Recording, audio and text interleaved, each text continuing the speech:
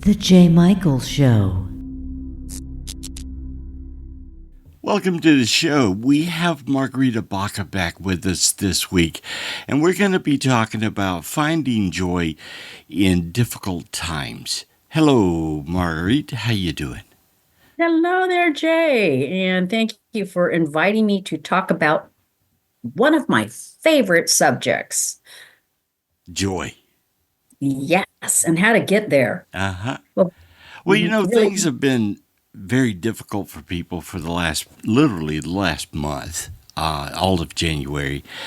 And a lot of things are happening politically that are causing anxiety with people. And I wanted you to talk with us a little about how do you deal with anxiety and the pressure that's on people now. Well, I've got some quick tips that we can apply at this moment. It's getting into calmness is the foundation for joy, but becoming calm, going from anxiety to calm is easier said than done. So conscious breathing is one of the best ways that I know of. So when you're stressed out and you're in anxiety, you're panting, and then you see something shocking, And, sometimes we freak out like that over nothing. But right now, there are serious things that we're seeing all over the terrible news, that there's a lot to say.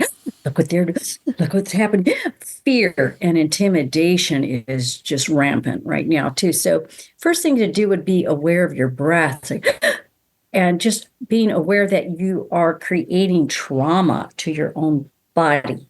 When you breathe that way, it's a natural response, nothing to feel guilty about. It's human.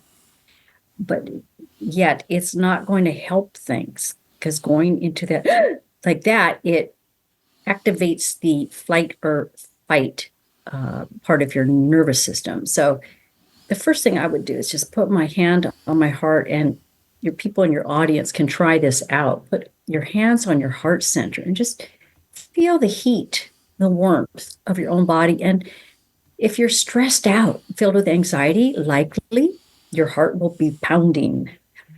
And then, so you become aware, oh, my heart's pounding, and acknowledging, identifying, naming the little terrors that are going on in your heart, your mind, your body.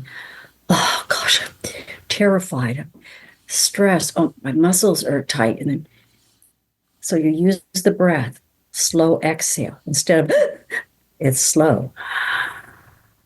So working your way into slower, longer exhales communicates, I'm calm now. So I would talk to myself while I'm doing this, and there's some science behind doing this. And so bowing, to your heart, like you are that baby. And, really we all are just grown up babies. I mean, you are just that baby Jay with some longer legs and a cowboy hat on now. But we all are still that baby inside. So we can comfort ourselves and say, oh, is this scary? We're going to be okay. We just connect here. And then you start to change your own biochemistry and you start to calm your mind down. Then you can think more clearly. Right. Not only think more clearly, but when you're calm, you can hear your intuition. Right. And so if you're in a scary situation, you need to scram, you need to pay attention. Staying calm, you can ask, you can pray, ask, and ye shall receive. And it's science too. When you ask, your brain works in different ways. And there's a whole mystical side that I don't really know how to explain, but we're blessed with that. And so getting calm as much as you can, and then seeking that solution and knowing there is a solution. And I'm speaking from experience, because I've been in some harrowing situations too. And I got out of those scrapes, but it was like one little step at a time. Okay, go here. Okay, take a breath, ask again. Oh, there's a little cracking, opening that door. Okay, I'm listening, and go. And so some people are in really scary situations. Okay, so here we go. We're sympathizing with ourselves. We're becoming aware. I feel like this. And so I'm putting weight here, Mm-hmm. and I'm using that slow exhale. Watch my shoulders. They drop. And just, so I'm doing it consciously with the breath. Mm-hmm. Yes, they drop. And I can relax my face. Instead of that, tense. Mm-hmm. Yeah. Okay, so then we're doing that. And now there's this really cool research. And I'm not really good at memorizing names, but a person could Google this any day of the week about the research done on weight blankets and how weight blankets have been shown to diminish anxiety. People with, oh, what are these things? ADHD, anxiety. There's just a whole list of things. And so I discovered this in one of my USD classes when I was teaching. These whippersnappers taught me so much. One gal, she was studying neuroscience. And when I had them do this, because I also heard from the great meditation master, if you rub your heart side to side. Uh-huh. I mean, I feel calmer right now just doing that. And she said, oh, that makes sense, because she was part of this research about weight blankets. And so when you press, so you combine that compassion, awareness. Oh, I'm stressed. I'm scared. My shoulders are tight and my heart's pounding. And we're going to slow down now. It's going to be okay. Baby Marguerite, baby, who, your name. And then press. Press in and give yourself that comfort. Mm-hmm. And Jay, I have to share this because you know me, I'm going to find the funny side of things somehow. And so, did you ever see that movie, Meet the Faulkners? No, I don't think I did. It's a comedy movie, and let's see, Barbara Streisand. She plays the neurotic mother who's a psychologist, and she's like, and she's an expert, and she used to use this term, self-soothe. She tell if the baby was freaking out or even adult was freaking out. Mm-hmm. Oh, it's time to self-soothe. So that's what we're doing. We're self-soothing. Yeah. Well, a lot of people get their information from social media, and we're walking around with these boxes in front of our faces every day. So, what would be your advice on dealing with that kind of constant input of people talking about what's going on in the news? And Yes. how do you deal with it? I'll tell you how I deal with it. And it is definitely addictive, isn't it? And It's just so habitual. Just, I see people walking across the street, they just can't put it down. I know a teenager walks all over the house doing everything, and I'm guilty of it too, and I don't like it. So what I have done, and it works, is I say, okay, I need to gather my energy and focus it on uplifting thoughts or a particular project. Like even for this, I had to tune things out so I could prepare for this. This is my top priority this moment, preparing for your show and your audience with this, keys to uplifting and joy. And so I set the alarm on my phone and I'll stretch it out 2-3 hours. And the first time I did it, I still had that impulse. And so you catch that impulse and it's a discipline. So you retrain yourself. So many of these things, the keys to joy and calmness, are about habits. Yeah. And discipline. Right.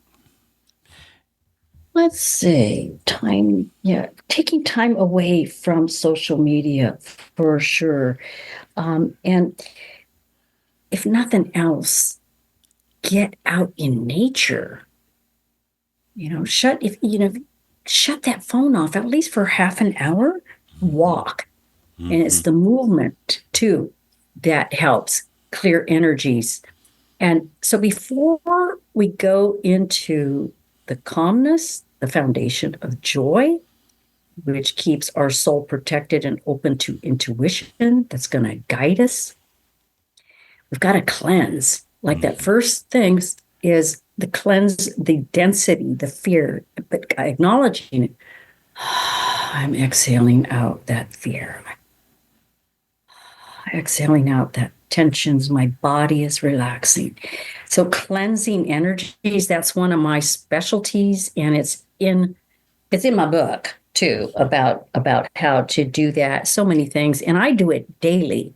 Jay, I call it, you may have heard this term, other people use it too, daily spiritual hygiene. Because even you, as a public figure here online, and myself as a public figure with Buns of Steel and my book, and people around the world are watching us. And even if you're not a celebrity and you just have your social media, people who don't know you, they're sending you thoughts. They're making up stories about you. They're assuming things. Oh, yeah.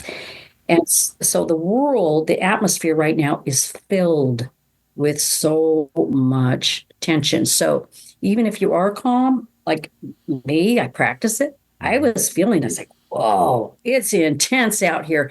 And I cleanse. Mm-hmm. And so there's techniques. I teach about that too. And it's in the book. Let's see. Can I mark that page?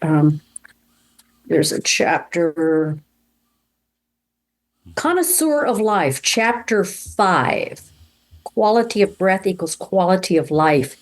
And yeah, I have these, they're called Fierce Joy action menus at the end of most of the chapters, where I give tips. And the very top tip on this is do daily energy cleansing to maintain the flow of life's countless gifts. So even in harrowing situations, if you hang in there, you're going to see a gift and get grateful about them. And the more gratitude you express about each little gift, even if it's, thank God I can breathe. The gifts increase with gratitude. In the news, there's often, things that affect other people, and we hear about it. And then there are things that happen that affect us directly.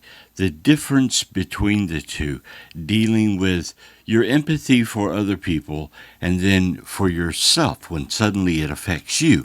How do you go about dealing with that?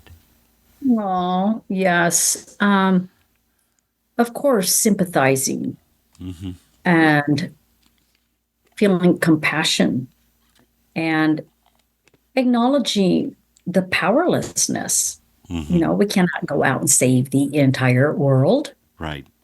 And, but the power of prayer, and just as I was saying, people are sending us thoughts. We can send them thoughts. And every day I do that. I get myself into that calmness. And at the end of, pardon me, that meditation, yoga, walking, and I get myself into that calmness, then I have a surplus. I've tapped into it within myself. Right. And visualizing, imagination is so powerful. So we imagine the worst, right? So use our imagination that this peace I'm feeling is filling my entire inner atmosphere. It's going out to my skin. It's going beyond my skin. This peace is expanding to my neighborhood, city, community, country, the world. And somebody out there is going to feel it. For those who are really asking for that peace, and look, they're going to feel it. We can send each other that vibration of peace. Right. Do you think that people should get involved in their local and national politics and then do this as they're working with trying to make change, if you want to make change in the world, how does it, what am I trying to ask? How by doing your own meditations and such, how do you go about pushing that out there into the world yourself? Mm-hmm. What actions can I take? Right. Instead of praying and the vibrations okay. So I feel everybody here, we come with something to contribute. Some people want to destroy, and they came here to do that. So it appears. But what I'm talking about is for those who feel they want to help, they want to contribute something good, goodness, Right. beauty, Exactly. kindness to the world. Mm-hmm. So that's what I am called to do. I since I was a kid, I was committed to finding that calmness no matter what. And I didn't always, I mean, I have my anxiety moments, that's for sure. And still I manage them. But that's what I'm here to do. And on a local level, I've always been a whistleblower. I have been a whistleblower. Like I have worked for quite a few employers. I'm like, wait a minute, what? You're going to try to treat me like that? Or coworker, hello? Or, property managers or neighbors or family even. Mm-hmm. They try to violate. I pray about that. So that's one thing I would recommend is that anybody who does feel that's in their heart and soul to go march. Mm-hmm. Anybody that feels in their heart and soul to go to a city council meeting, anybody in their heart and soul that feels they want to, send mass emails to all the political, what do you call them, senators and whatnot, Congress. Yeah. Right. So some people, they feel that, and that would make them feel complete. And I say, do it. If that's what you are called to do it. Mm-hmm. And I've got my own ways of taking action. Like I said, it's like every day seeing what's going on in my immediate world and taking action to advocate for people. And I'm also here to be an advocate for peace and health.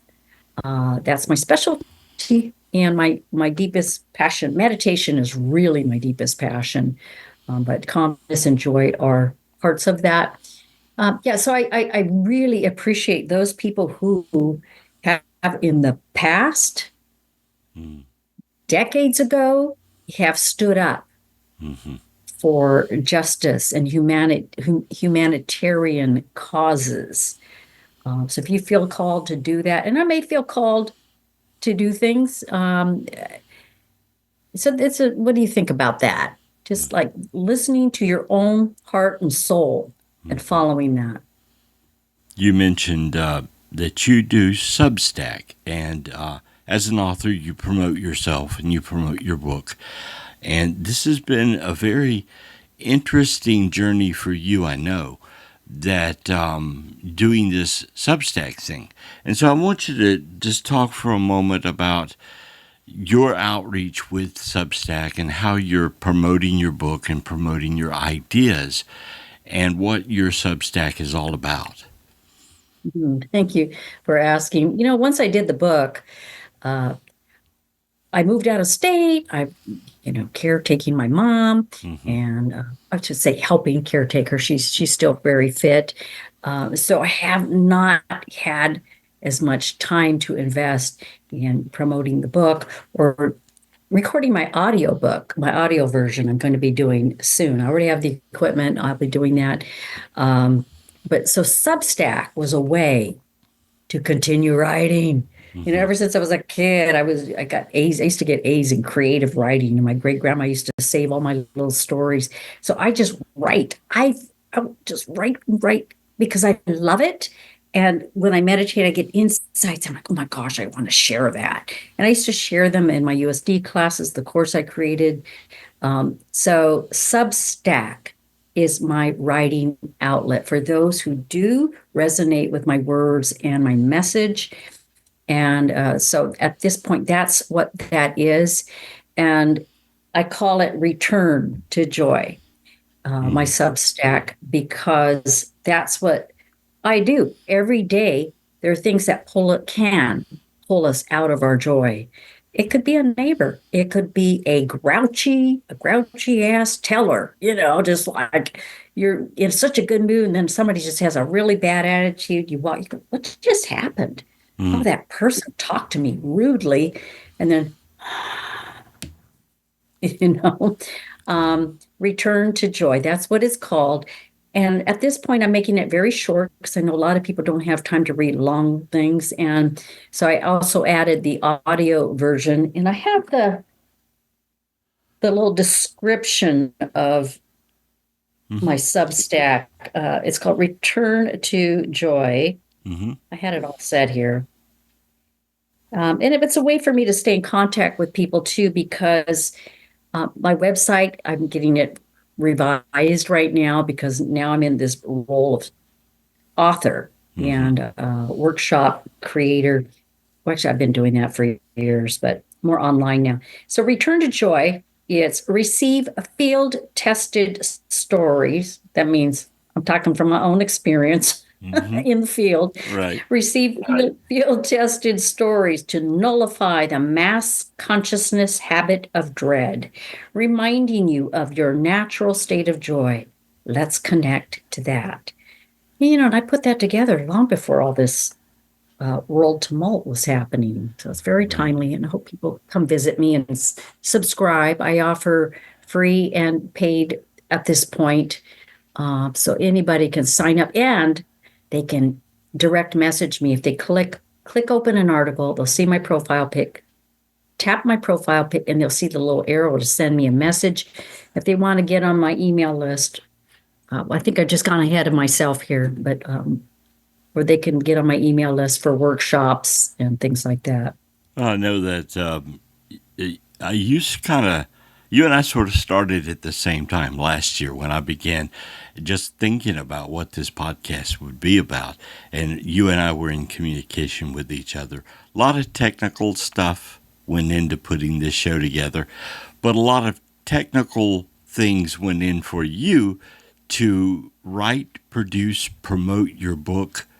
I want to go into that a little bit too, because you've had to become a little more technical savvy, right? Right. Yes. I've been right there with you, honey.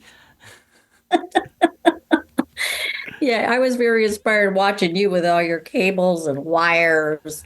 And then I with my heaps and piles and walls covered with my chapter ideas, my book, Yeah. Yeah. So your question is about? It is about handling this new technology and, I haven't learned Substack. I've created one for the show and I've done nothing with it because I haven't had time to sit down and learn it. But you were giving me advice on how to use it and different things that it does. So you've come a long way in learning different methods and different ways of promoting yourself. And so I just wanted you to talk a little about that journey for you and all of the new technical things you've had to learn and getting your book out there and getting it to people through so many different medias and different ways. You've been an inspiration for me, and you've been wonderful at that. And so I want to hear your thoughts on it. Oh, thank you. I'm like probably a lot of creatives. I just love to get on the stage, give me the script, give me the song to memorize, the blocking or my comedy material. But the technology part, it's a whole different part of my brain. So I have to admit that I probably learned it out of desperation because I knew that this is the way the world's going. Well, part desperation and part convenience. I'm like, this is cool. Yeah. I can have a studio at home and get my business done. I can publish at home. I can do this at home, be on a podcast at home. And during lockdown at USD, my supervisor and I set up the USD classes. I'm no longer there, by the way, after 25 years. We set up the Zoom classes. And so when we went back to campus, they gave me the option.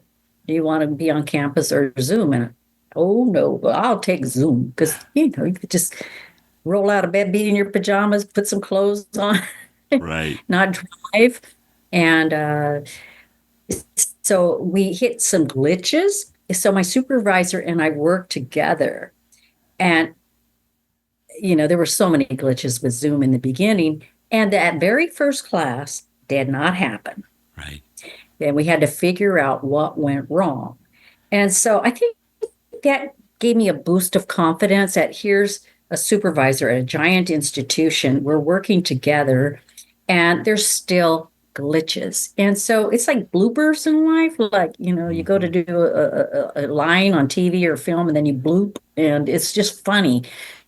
So I've learned to just kind of laugh. And I guess that's, embody fierce joy. I'm trying to balance in this pose and I'm falling over. Just learn to laugh. And so those things, I had that boost of confidence and just accept that not everything is going to go smoothly all the time. Right. And don't freak out. I've also hired coaches for things. Like I hired a coach to be accountable for taking the actions to get this book done. Okay, here's the next thing. Here's the next thing you do. And just bite-sized pieces, list of things I need to do to learn the next step on a book or Substack. And I psyched myself out too, and it worked. I brainwashed myself, and you can do this too. Kind of like using your imagination and visualization.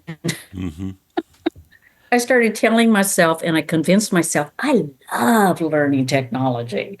But I really love when I accomplish something. So this is what I would suggest for your audience, is that if you do have this dread of trying to learn something technological. Thank you. Let's try to say the word. I get that way all the time. You and I have that in common. We'll just bumble up on something and then just, okay, well, let's just move on. Yeah, right. Exactly. Blooper. Hello, people. See, we're ready. We're okay with blooping and saying the wrong word, not even be able to say it. Okay. So I psyched myself into it. I started telling them, I love to learn. I love to learn technology. And I love how I feel. I accomplish that thing. And then two, just try to learn one little thing. That's where we get overwhelmed. We see somebody who's done it all. Right. We're going, oh my gosh. Or we see all that we need to do. Write down those baby steps. Yeah. And so you can enjoy something today, like a walk, a friend, coffee, a meal, nature. Every day, get some little pleasures in there, and you do that one little thing. And then when you do it, you get it done. You go, yeah. I did it. Yeah. Yay! Yeah, I'm the man.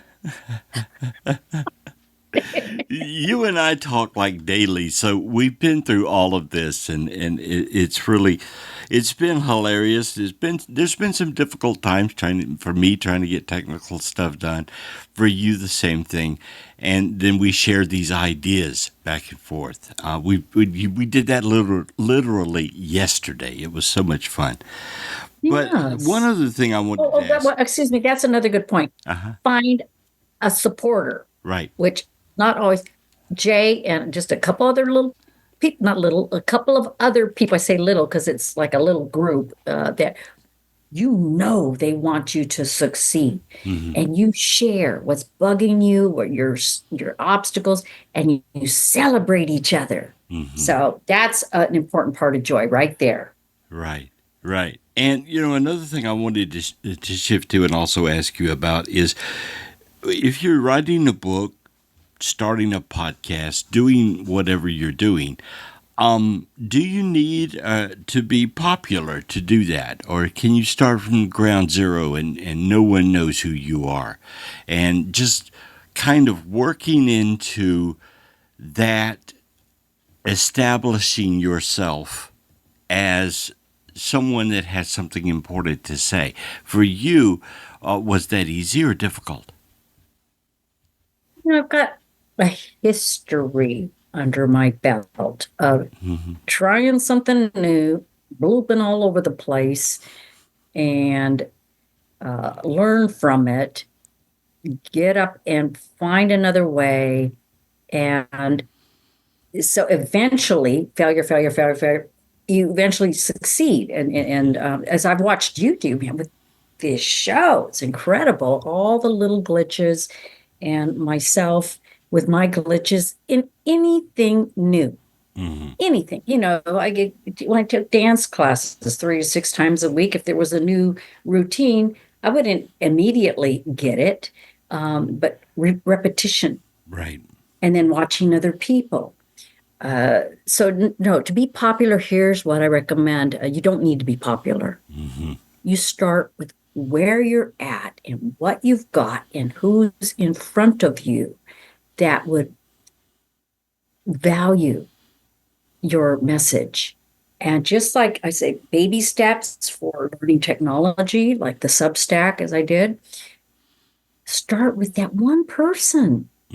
You could rent space in the basement of a church. I think that's where I first taught my first yoga classes. I rented space. I took my boom box. I charged like $5 per person, and I think I maybe had 4 or 5 people in there, and just for a week, and you try it out. So, what's your message, and who would it serve nearby? Do I have a friend I can practice with? Right. And get feedback? And then you get that feedback, and, oh, good. Yeah, that worked. I'm going to go do more. And it's one relationship at a time, really, even though I have had so-called, fans in the comedy world, fans, hopefully more fans with the book and on Substack. But you start with who's responding to you, Right.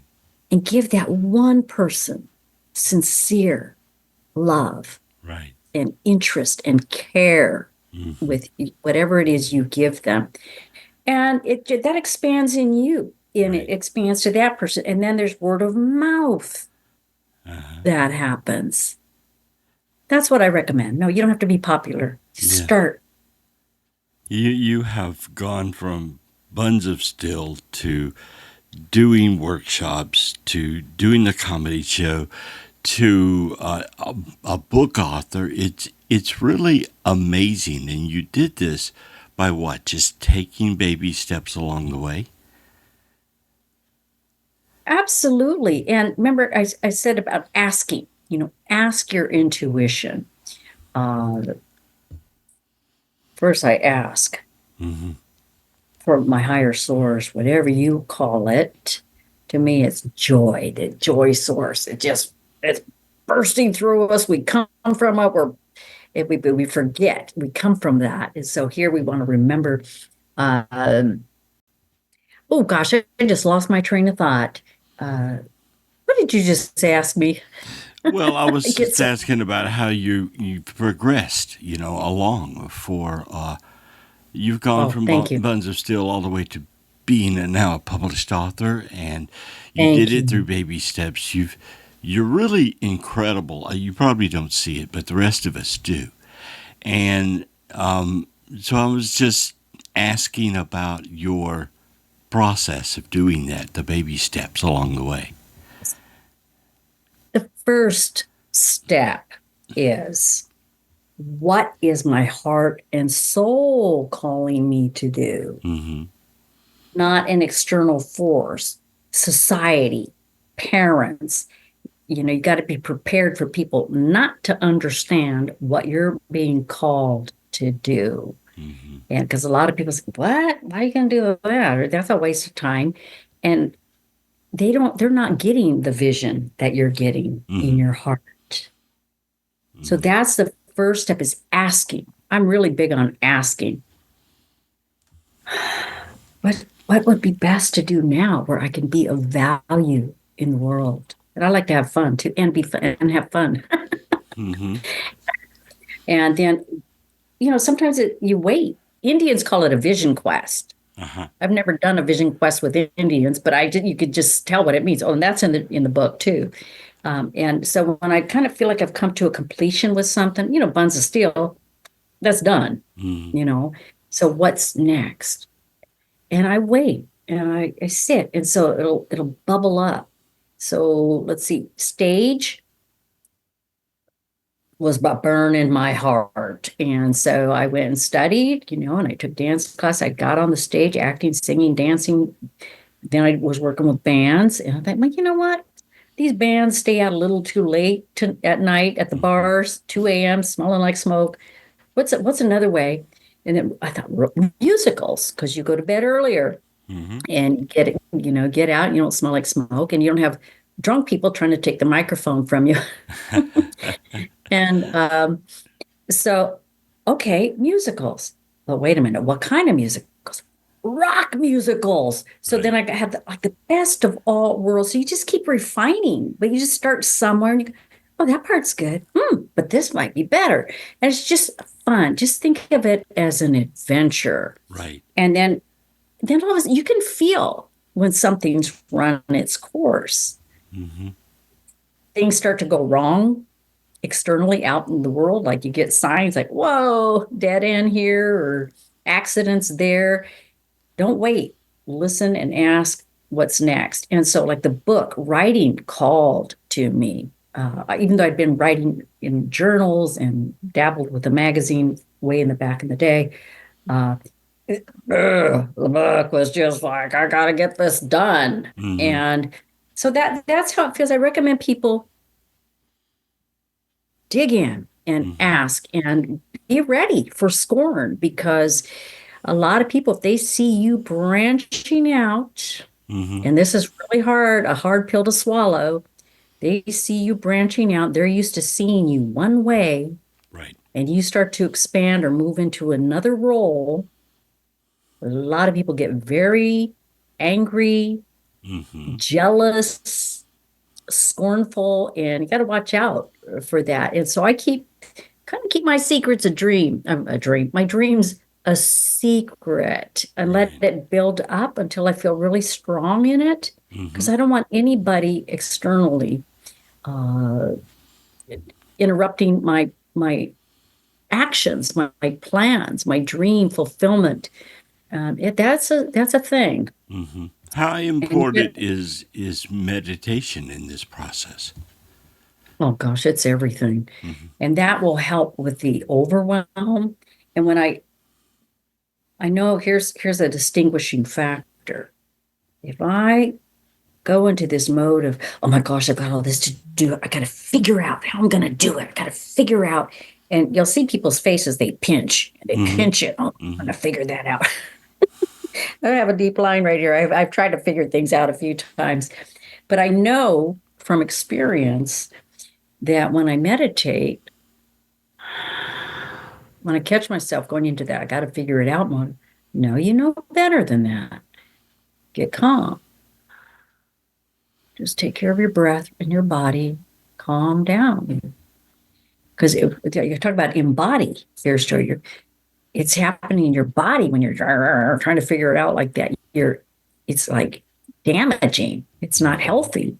So we want to get back, embody that calmness. And then it's in that calmness. And they say, like Einstein, not that I'm Einstein, but he would lie down and take a nap and he would get his ideas. So even that, if you just lie down or sit down and in your mind say, you know what, I'm just going to let go of the world for 10 minutes. I can get back to being stressed out if I feel like it. I can freak out, watch the news in 10 minutes. But for now, I'm going to give myself that. And, a lot of people, this may have happened to you. It's kind of funny. You get all snuggled up in bed, Yeah. and then all of a sudden, oh my gosh, that's a great idea. Oh gosh, I gotta do. I just get up Yep.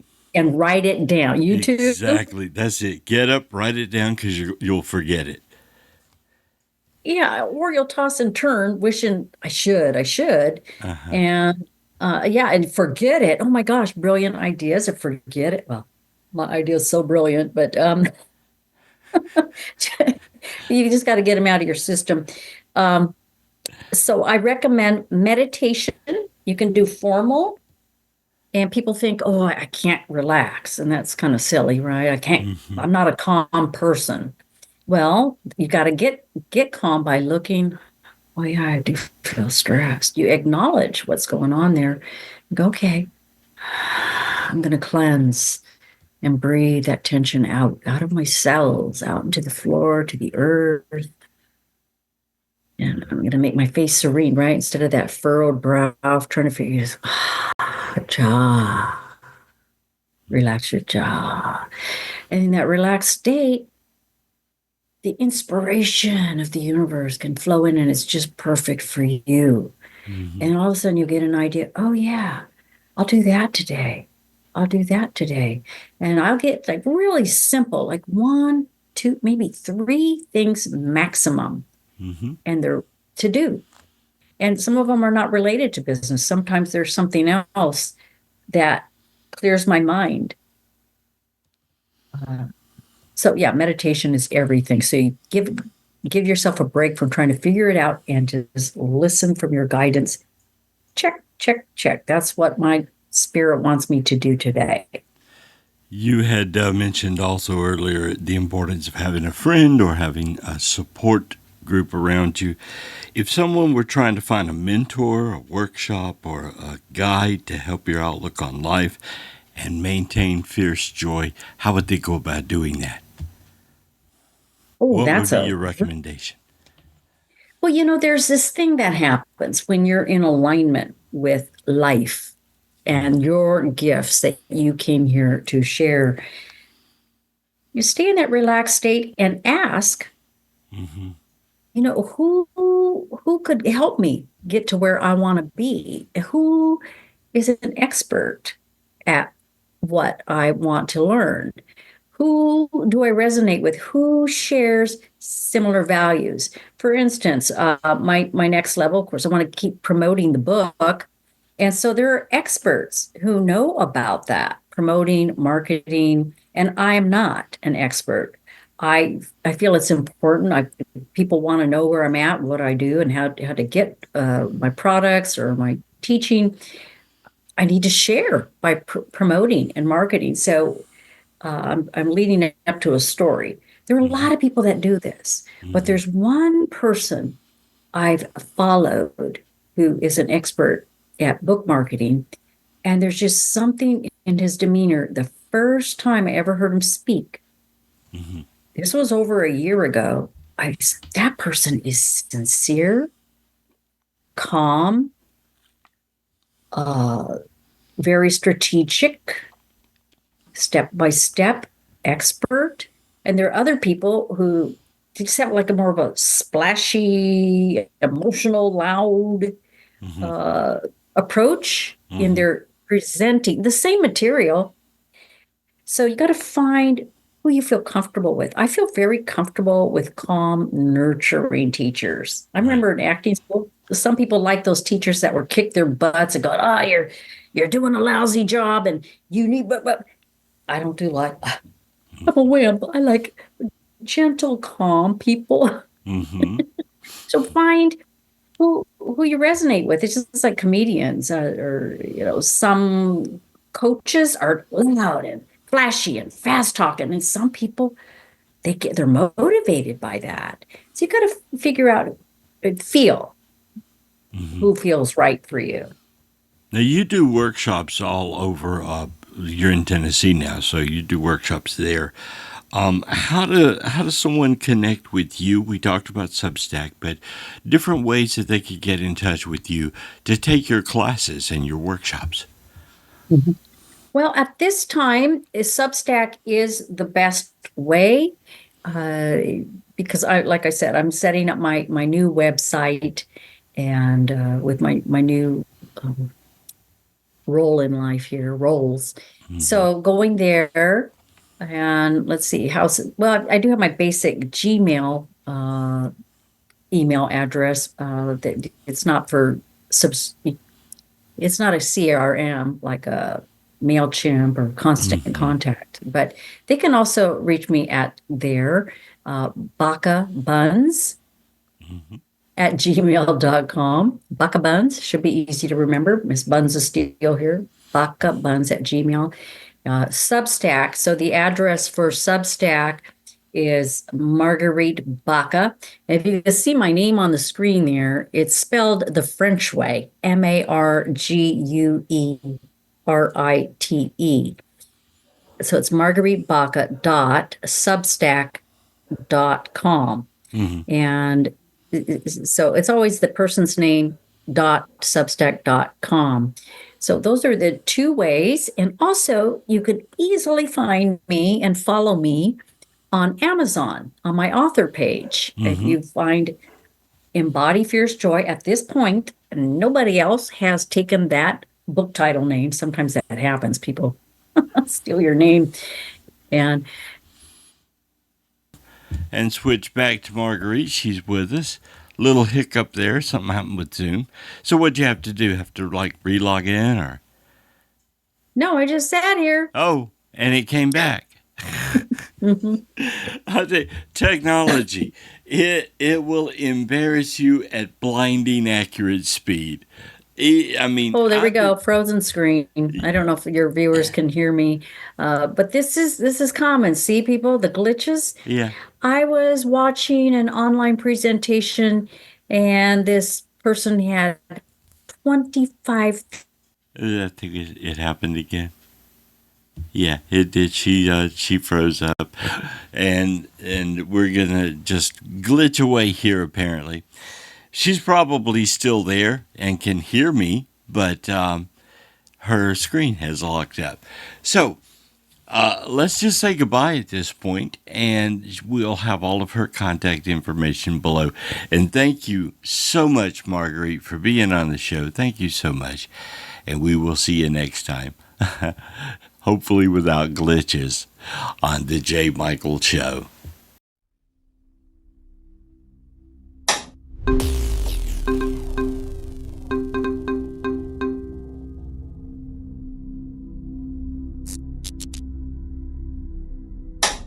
Goodbye.